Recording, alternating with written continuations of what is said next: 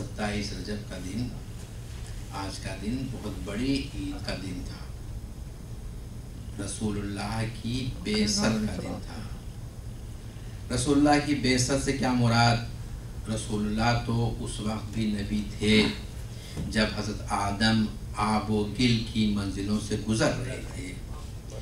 بعثت کو عام مسلمان یہ کہتے ہیں کہ رسول اللہ اس دن رسول ہوئے، اور ہم یہ کہتے ہیں کہ وہ اس وقت بھی رسول تھے جب حضرت آدم ابھی پیدا نہیں ہوئے تھے۔ تو پھر یہ 27 رجب کا دن کیا ہے؟ یہ 27 رجب کا دن یہ ہے کہ اللہ تعالیٰ نے رسول اللہ کو اجازت دی کہ آپ اپنے نبی ہونے کا اب اعلان کر دیجئے، کیونکہ آپ کی حفاظت کے لیے ہم نے جسے بھیجا ہے وہ اب 10 برس کا ہو چکا ہے، وہ دشمنوں سے آپ کی حفاظت کر سکتا ہے۔ تو رسول اللہ نے جس دن اپنی نبوت کا اعلان فرمایا کہ میں نبی ہوں، اس دن کو ہم بعثت کا دن قرار دیتے ہیں۔ وہ تو نبی اس وقت بھی تھے جب آدم آب و گل کی منزلوں سے گزر رہے تھے۔ تو 27 رجب کا دن بڑی عید کا دن ہے، اور مگر دشمنان اسلام نے ہمارے لیے کوئی عید کا دن رکھا نہیں۔ 13 رجب مولا علی کی ولادت کا دن ہے، اور 14 رجب شہزادی زینب کی شہادت کا دن ہے۔ یعنی ہم مولا علی کی ولادت کا جشن بھی دل کھول کے نہیں کر سکتے کہ بیوی کی شہادت کی تاریخ آ جاتی ہے۔ تو اس طریقے سے ہمارے عیدوں کو بھی دشمنوں نے ہمارے لیے عید نہیں رکھا۔ تو مختصر یہ کہ بڑی عید تھی عید مبعث رسول اللہ کی رسالت کی، کیونکہ اس کے بعد ہی سب چیزیں ہیں۔ رسول اللہ کی مبعث اگر ہو تو پھر غدیر بھی ہے، کیونکہ رسول کے جانشین ہیں، پھر اس کے بعد دوسری عیدیں بھی ہیں۔ تو مختصر یہ کہ یہ ہمارے لیے ہمارے ائمہ اطہار علیہ السلام نے عزاداری کو جو اہمیت دی، اس کی وجہ یہ تھی کہ اسلام کی حیات کا دار و مدار عزاداری امام حسین پر ہے، کیونکہ امام حسین کی عزاداری کے لیے یہ حکم ہے کہ ہمارے چھٹے امام جعفر صادق علیہ السلام کہ ہمارے جد کی عزاداری کے عنوان سے لوگوں کو جمع کرو، اور اس کے بعد ہمارے جد کے کارنامے بیان کرو۔ چونکہ مصیبت ایک ایسی چیز ہے جسے 4-5 برس کا بچہ بھی سمجھ سکتا ہے۔ اگر آپ 4-5 برس کے بچے یا بچی سے یہ کہیے کہ علی اصغر کو 3 دن تک پانی نہ ملا، تو وہ ساری زندگی اس بات کو نہیں بھول سکتا۔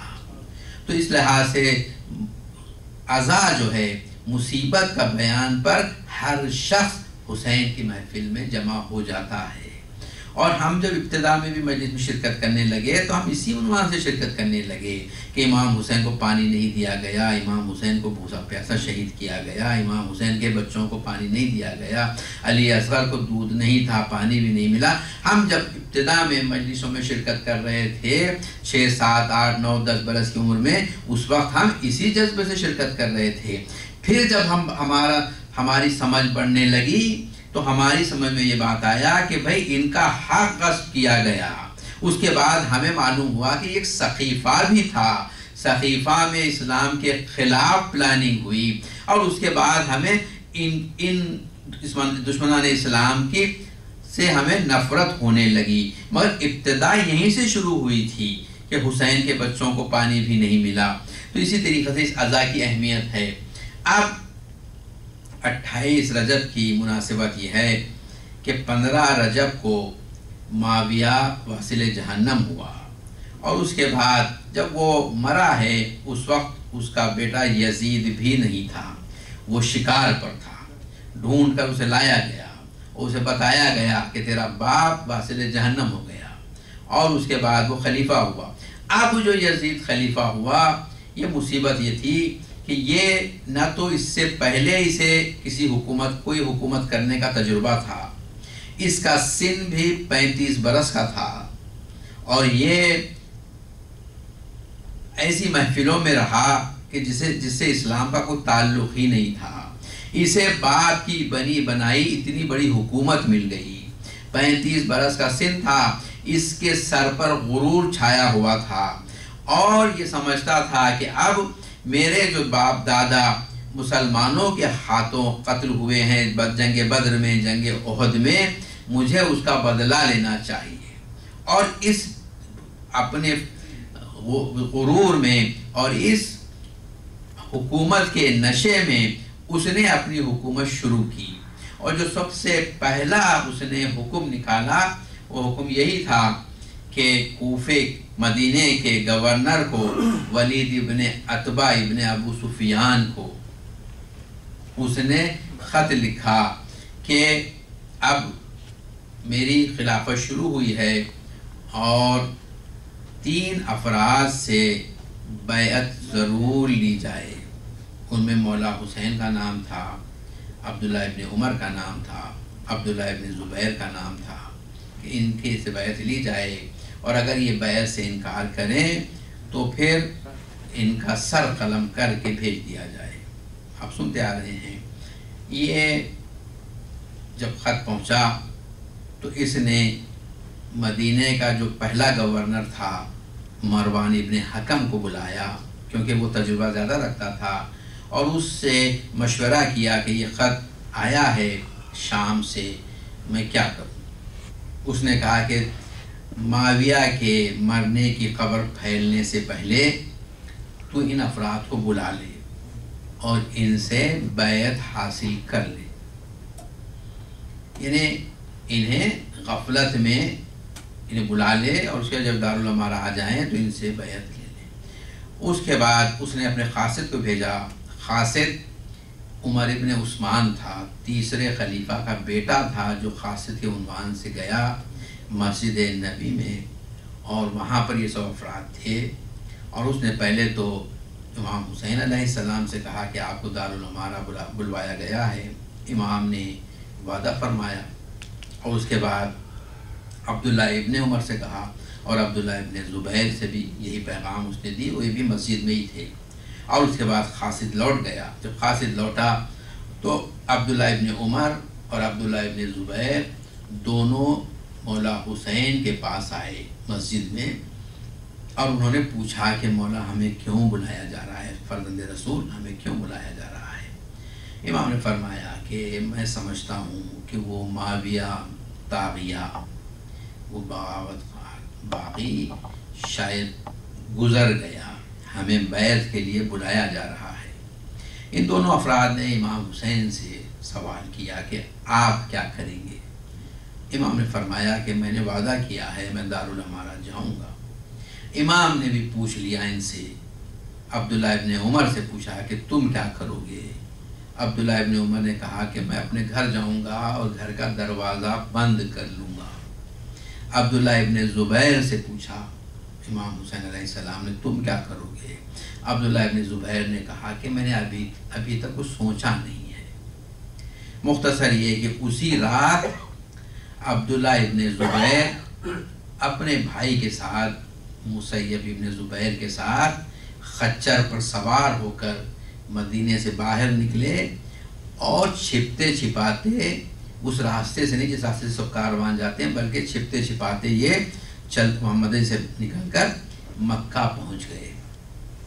اور اسی رات جب پتہ چلا دارالامارہ میں کہ عبداللہ ابن زبیر مدینے سے خارج ہو گیا ہے، تو 80 افراد کو حکومت نے بھیجا کہ انہیں گرفتار کر کے لاؤ، چونکہ وہ راستے سے نہیں گئے تھے، بے راہ گئے تھے، دوسرے راستے چھپتے چھپاتے گئے تھے، اس لیے انہیں پکڑ نہ سکے، قید نہ کر سکے، اور لوٹ آئے۔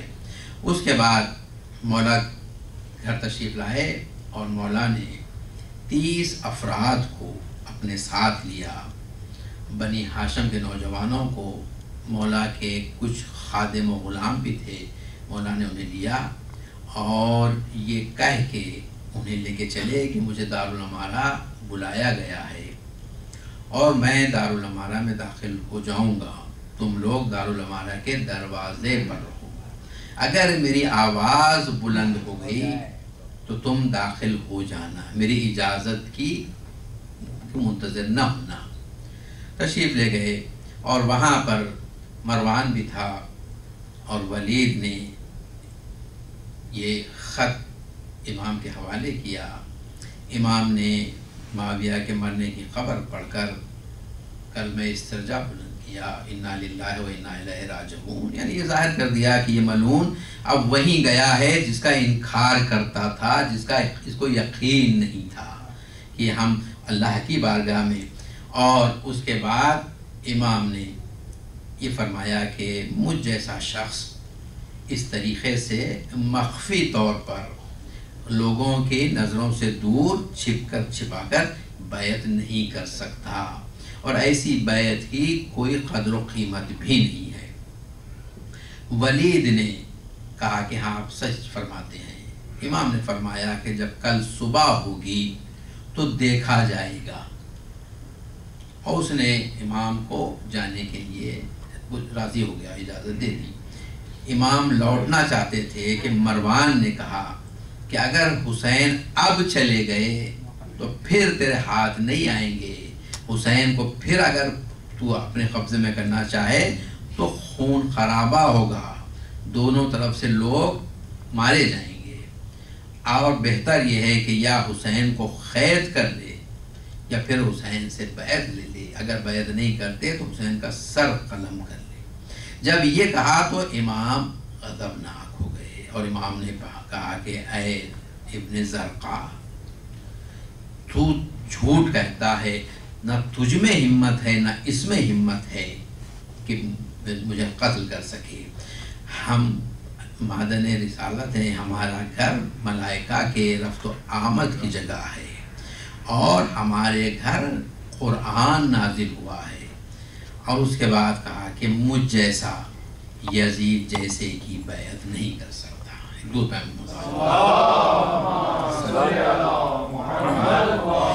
امام نے قانون دے دیا کہ مجھ جیسا یزید جیسے کی بیعت نہیں کر سکتا، اور مولا کی آواز بلند ہو گئی تھی اور افراد داخل ہوئے اور مولا کو اپنے دائرے میں لے کر، گھیرے میں لے کر باہر تشریف لائے۔ اب یہ واقعات ہو گیا۔ اس واقعے کے بعد اب امام حسین علیہ